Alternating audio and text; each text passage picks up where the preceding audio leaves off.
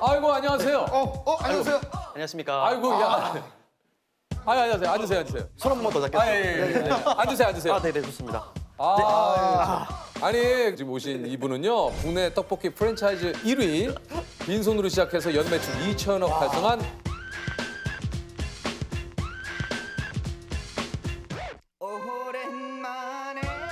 떡볶이 김관훈 대표님이십니다. 아유 안녕하세요. 반갑습니다. 저기 떡볶이를 너무나 좋아해가지고 그냥 떡볶이를 세상에 알리고 싶은 남자 김현이라고 합니다. 네네.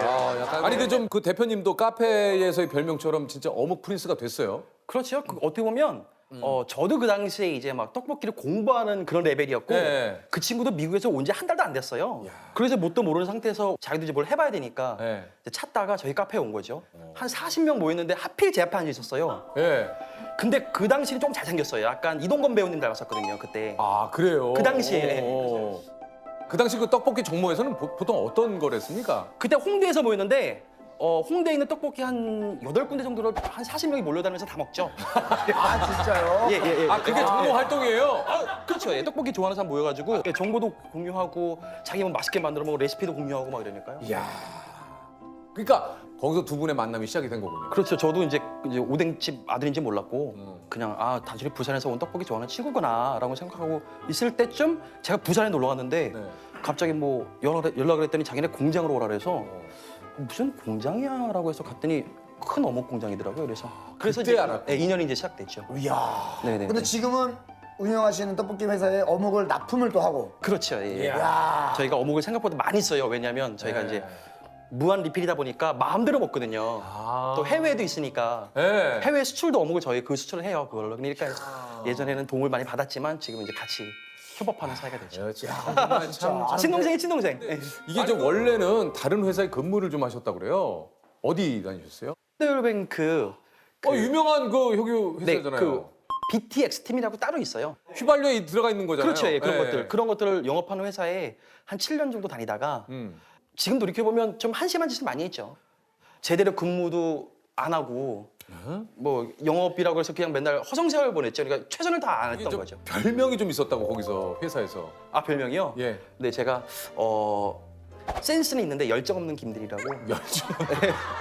열정 없는 김들이라고 제가 7년 동안 이걸 먹었습니다. 야 여러 가지 그 대리님들의 호칭이 있지만 열정 없다라는 건 좀- 네네네. 어우. 이거는 단순히 지금 집이 어렵고 생활을 해야 되니까 잠시 멈춰 있는 곳이다라고만 단순히 생각했지 월급을 받고 있음에도 거기에 집중을 잘 못했던 것 같아요.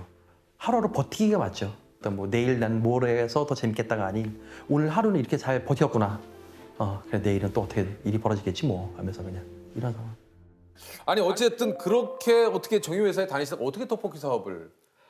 계속 그렇게 7년 동안 회사에서 이제 다니고 있는데 어느 순간 한계가 온 거예요. 제 한계가. 와, 제 미래도 안 보이고 여기서 이제 욕먹는 것도 지겹고 저희 이제 고등학교 동창회 모임을 하고 이제 같이 술을 한잔 하는데 왠지 저한테 다 쏘라는 이런 분위기인 거예요. 너 잘 나가잖아. 네가 한번 쏴라. 네, 네 서울에 있으니까 잘 나가잖아. 너네 집 원래 잘 살았잖아. 저 이렇게 힘든 상황도 모르고. 그다음에 제가 닭발하고 한치를 겁나 좋아하는데 네. 그 안주를 그 먹고 싶은데 그걸 차마 못 시키던 거예요. 왜요? 그 시키면 내가 다 내야 될 것 같은 분위기니까. 한치야. 그 있잖아. 안주를 내가 시키면 원래 안주 시키는 사람이 뭔지 보통 알아요. 내거든요. 제가 그 당일날 서울로 혼자 버스 타고 올라오는데 근데 그거를 못 시키는 제 자신이 너무 한심한 거예요. 버스에서 너무 울었어요. 뒷자리에서 혼자 그냥. 근데 사람이 너무 울다 보면 그 머리 하얘지는 거 아세요? 알죠. 내가 뭘 좋아할까, 뭘 잘할까 생각하는데 그 하얀 머리 속에서 필름처럼 딱 떡볶이가 딱 생각나더라고요. 제가 어릴 때 저희는 뭐 편의점, 뭐 패스트푸드 이런 게 거의 없었으니까 네. 그나마 저희 집 앞에 있는 그 포장마차에 할머니가 파는 떡볶이가 저희 친구들 사이에서는 거의 최고 핫플레이스였어요. 제가 언제든지 가도 떡볶이를 많이 주셨고.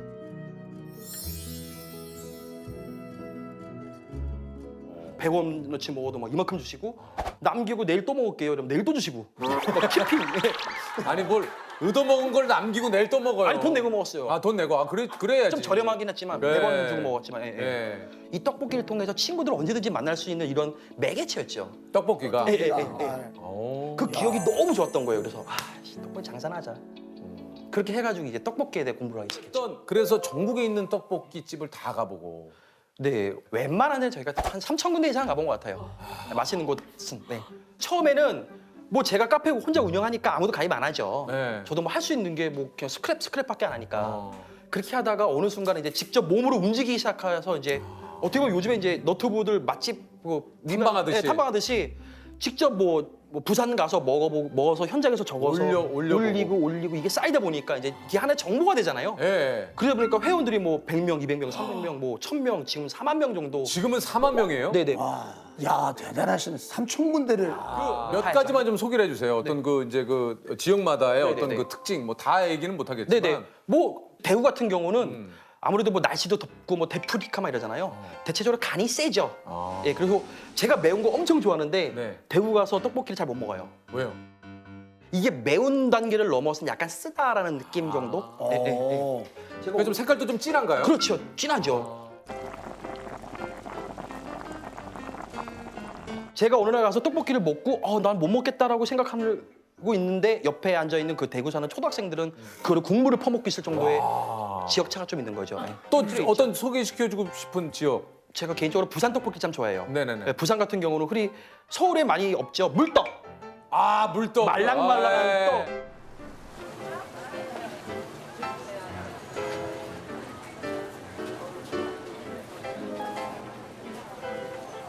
그래서 보통 부산은 떡볶이를 끓여서 만든다기보다는 떡볶이를 약간 중탕으로 해서 만드는 경우가 많고요. 네.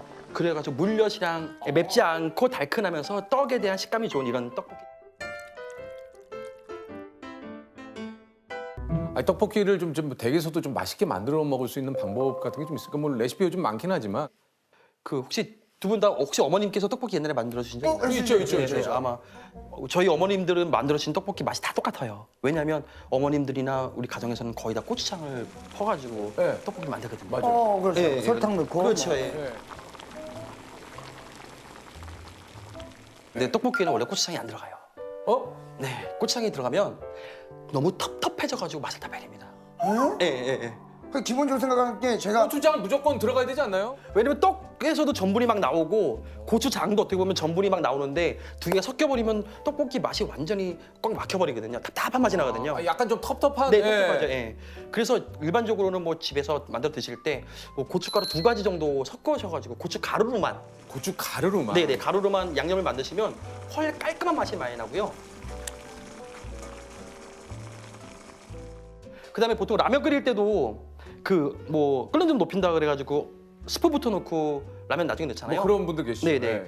그래서 이제 떡볶이도 만들 때 떡을 먼저 넣으신 다음에 떡이 약간 좀 빵빵해졌을 때 그 만들어 놓은 양념을 넣으면 온도차가 좀 식으면서 떡이 소스를 싹 먹고 들어가요. 그러면서 좀 더 떡에 양념이 배인다라는 느낌 있죠? 네, 그런 것들이 좀 돼요. 네, 그러니까 그래요? 훨씬 맛있어요. 별거 아닌데 색깔도 차이가 있고 맛도 분명히 차이가 있어요. 이야. 예. 달죠, 다로. 안녕하세요. 아유, 안녕하세요. 야, 아유, 반갑습니다. 네네, 반갑습니다. 아, 저기 앉으시죠. 네네.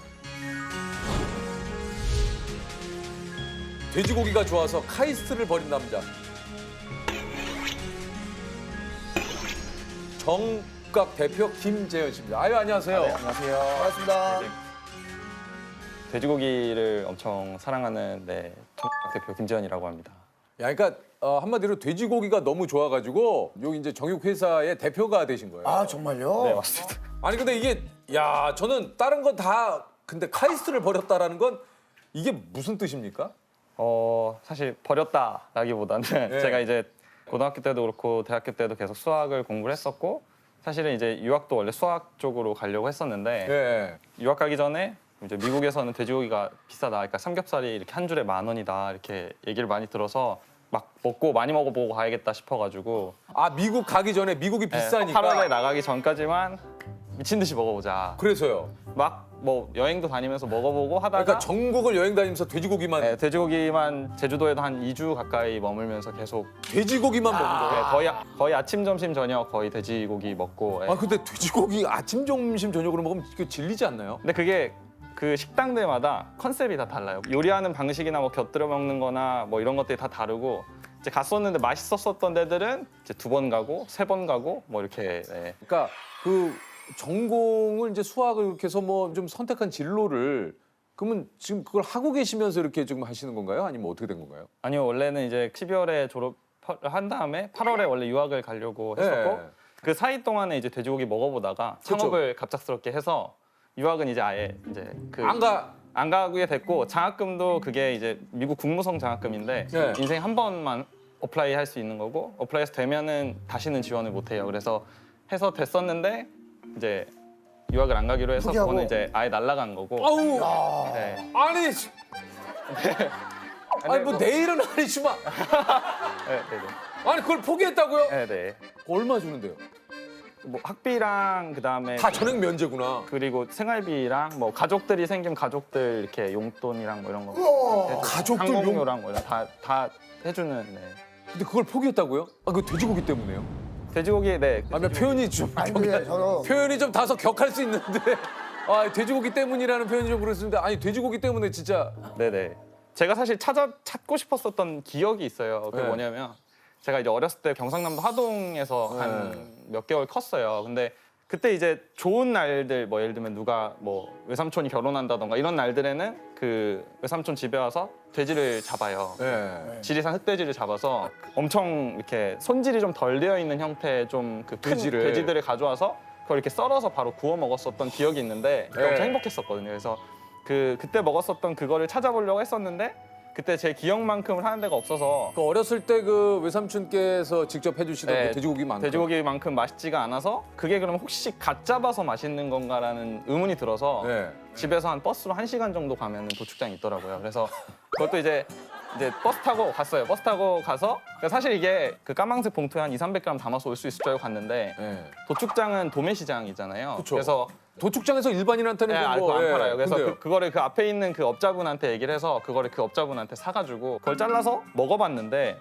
너무 맛있는 거예요. 그때 그 돼지고기가 그 돼지고기 너무 갓도축된 거를 잘라서 먹었는데 너무 맛있었고 20kg 그러니까 사실은 그걸 다 집에 있는 냉장고나 김치 냉장고에 넣어도 너무 양이 많아서 그 동네 아주머니들을 나눠드렸어요. 나눠드렸어요. 네, 나눠드렸었는데 이제 오며 가며 엘리베이터에서 만나서 안녕하세요 인사하면 야 그때 그거 너가 준 거 맛있더라 이렇게 오. 하셔가지고 이제 그때가 한 2월쯤이었고 2월쯤이었고 그때부터 한 7개월 정도 이제 출국까지는 시간이 좀 남아 있으니까 팔면 잘 팔릴 것 같은 느낌이 오는 거예요. 네. 그래서 2월 말부터 판매를 한 3개월만 해보려고 네. 망한 상권에 가서 그 건물에 3개월치 월세를 미리 줄 테니까 보증금 없이 좀 해달라고. 해달라. 왜냐면 저는 어차피 3개월만 할 거였거든요. 그래서 거기서 이제 3개월 동안만 해보려고 했었는데 근데요. 한 2주 정도째부터는 아침 6시부터 그 고기 떼가지고 하루 종일 써서 저녁 6시까지 팔아도 주문을 다 못 칠 정도로 2주 만에요? 네, 주문이 너무 많이 들어오는 거예요. 3개월 때 딱 끝날 때 이제 결정을 해야 되잖아요. 네. 이제 그때 되니까 사실 아무 뭐 이거 고민할 것도 없이 그냥 끝나기 한 달 전에 가서 아 이거 3개월치 더 한 번에 드릴 테니까 좀만 더 해보겠습니다 해가지고 이제 그게 계속 되고 그러면서 이제 그 장학금을 그러니까 할지 말지 이제 결정해야 될 갈지 타이밍이 말지. 됐는데 사실 그 연락도 못 받았어요. 하루 종일 고기 썰다가 그 재단에서 연락을 줬었는데 전화도 못 받고 그래서 이제 나중에 다시 연락되었더니 너 어떻게 할 거냐 해서 저 안 가고 그냥 여기 한국에 있을 것 같습니다 이렇게 해서 네. 재단에서도 깜짝 놀랐다는 네. 아니 재단에서도 놀라고 저 집안 가족분들은 뭐라고? 그때 처음으로 진짜 등짝을 엄청 세게 후드려 맞았던 기억이 있고 그때는 반대로 아 좀 처음 맞았어요 그게? 거의 처음 맞았어요. 왜냐면 그 전까지는 이렇게 그쵸 뭔가 그 전까지는 그거 뭐 야 20살 넘어서 처음 맞은 네, 거예요? 처음 맞은 거 맞긴 처음 뭐 예전에 사실 뭐 네.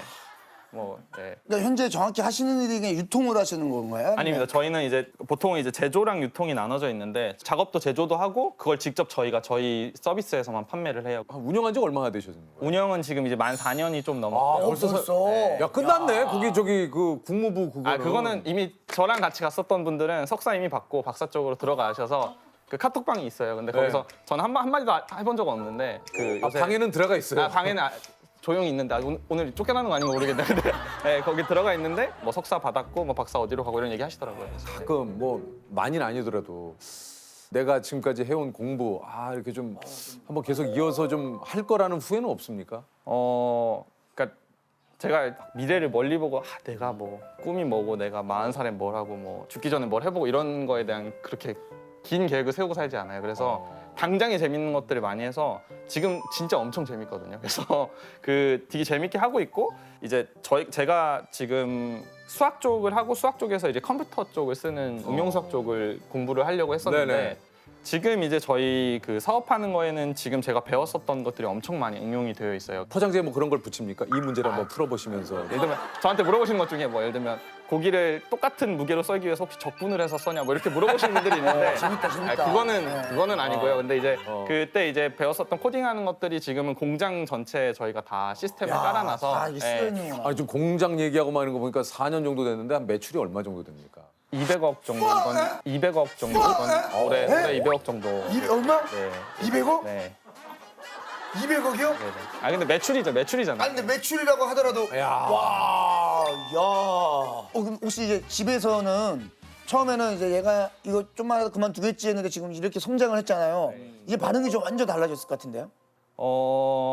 엄청 좋아해 주시고 그러니까 할머니가 딴 데 고기 드시러 가서는 야 이거 별로 맛없다 이렇게 하시면서 그 밖에 가서 이제 타박을 하신다고 하셔가지고 전화 드려가지고 할머니 그러시면 안 된다고 할머니 그럼 친구들 싫어한다고 제가 말씀드렸었는데 그러니까 지인들하고 가셔도 야야야 맛없다, 맛없다. 맛없어 네, 여기 맛없다. 삼겹살을 어떻게 구워야만 그러니까 굽는 거에 따라서도 이게 맛이 좀 차이가 많이 납니다. 차이가 많이 나요. 네, 많이 나죠. 네. 누가 어떻게 굽느냐가 엄청 맛에 영향을 많이 미쳐요. 근데 제가 엄청 돼지고기가 식당에서 맛있어졌다고 느꼈었던 데가 직접 구워주는 분들이 이렇게 막 이렇게 레이저 총 딱 꺼내가지고 레이저 네, 총에 온도계, 온도계 딱 해서 온도계. 딱 세서 온도 딱 재서 구워드릴게요 하고 이렇게 구워주시는 분들이 나오시면서부터 가정에서 먹는 거 이상으로 훨씬 더 맛있을 수 있게끔 먹을 수 있다라고 생각했었는데 이제 이건 제 개인적인 생각이지만 예. 2.4cm짜리 삼겹살을 사서 2.4cm짜리. 2.4cm. 자 한번 메모를 하실 분.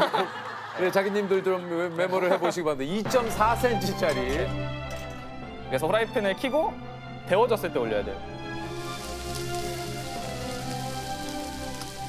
그리고 그거를 이제 올려서 한쪽 면이 그 마이야르 반응이라고 이렇게 그 무슨 반응이요? 마이야르 반응이라고 야 이렇게 삼겹살 먹는데 별걸 다 공부를 하네. 카라멜라이즈 되는 게 있는데 그 보통 우리가 탄 거는 까만색이고 갈색. 삼겹살 잘 구우면 갈색. 예. 그 바삭해지는 거예요. 예. 그게 한쪽 면을 그 갈색으로 익히고 반대쪽도 갈색으로 익히고 그 다음에 이제 잘라요. 자르는데 그 이제 24mm로 하면 야 지금 뭐 얘기하는데 본인도 군침, 너무 신이 군침이고요. 그렇게 드셨는데도 근춤이 돌아요. 맞아요. 야 이거 여기다 얘기 드렸어야 했는데. 이걸 놔두고 구우면서 예, 했어야 구우면서 했어야 되는데. 오늘은 이거 구우면서 했어야 되는데. 잘라서 나머지 양쪽 면 2번 딱딱 익히고 먹으면 제일 맛있어요.